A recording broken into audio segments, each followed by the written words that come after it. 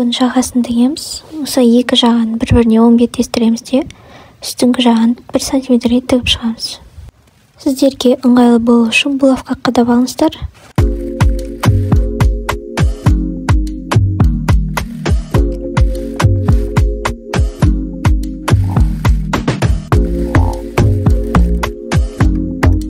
Енді бір бөлігін астар бөлік деп алайық. Сол астар бөлігіне 0,1 тігіс жүргізіп шығамыз үстінен.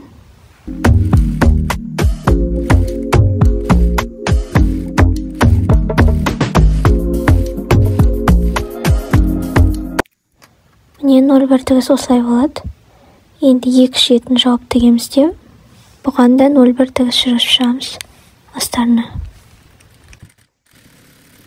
Осылай 1 сантиметрге тіккеннен кейін талшина бермес үшін осылай артығын қиып тастаймыз.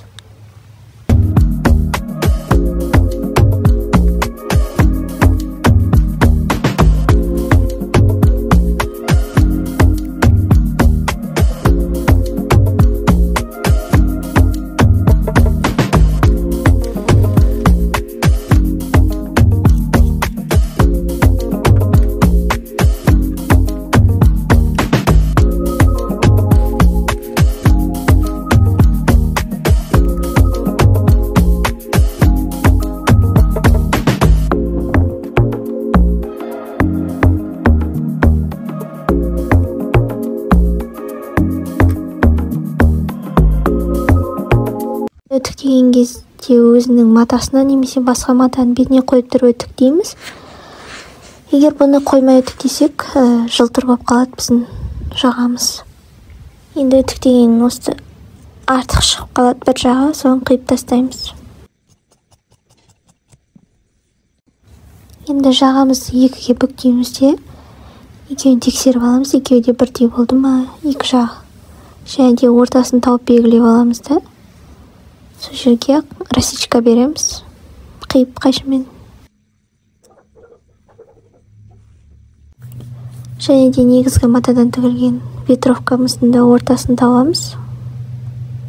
Арқа мойыннан осы екі тапқан ортаны бір-біріне келтіріп, булавкамен қадап шығамыз. Жаңағы 0,1 тіккен тігісіміз бар ғой жағадағы. Сол төмен қарап тұру керек.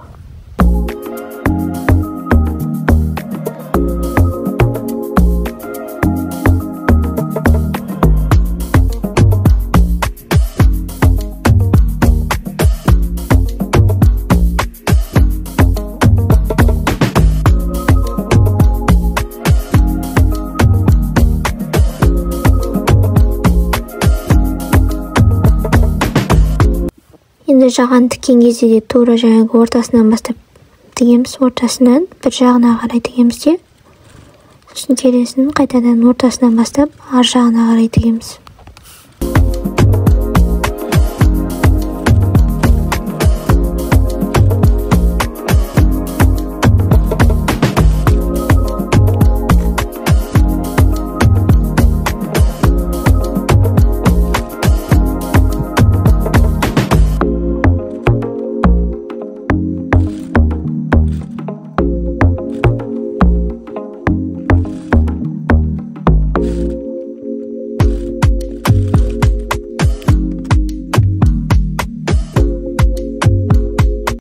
Осымен жағасын тігіп алдық.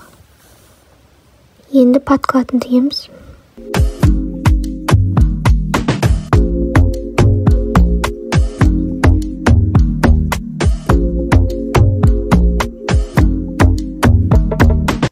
Жаңағы негізгі бөліктен тіккен сияқты подкладты да тура солай тігіп шығамыз. Боковойын, аяқтарын және де жиынны бір-біріне біріктіреміз. Және отырғызамыз жиынды. Міне астарды тігіп алдым. Енді астар мен негізгі бөлікті бір-біріне біріктіретін боламыз. Ол үшін негізгі бөлікті осылай қоямыз да, астарды бір-біріне оң беттестіреміз. Енді осы екеуінің мойын ойындысын бір-біріне булавкамен қадап шығып тігеміз. Иық тігістерін бір-біріне келтіріп қадап шығыңыздар.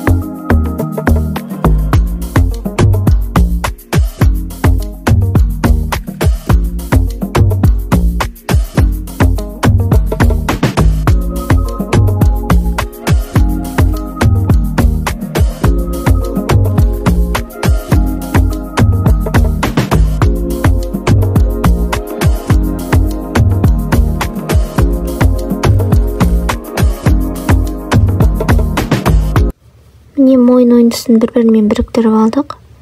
Енді астар бөлігіне 0,1 тігіс жүргізіп шығамыз. Тігісі астар жаққа қарап тұру керек. Ар жаққа қарай жылжып кетпесін. Қайта-қайта қарап отырамыз.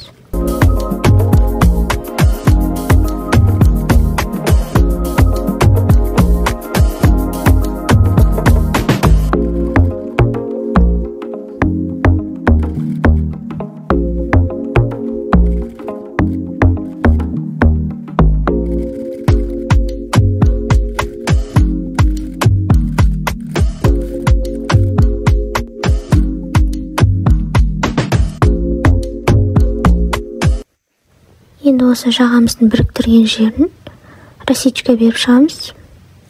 Рассечканы мойын ойындысы тартылып тұрмас үшін, әдемі жату үшін береміз.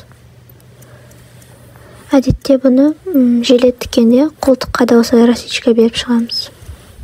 Жалпы доғал жерлерге осылай рассечка беріледі.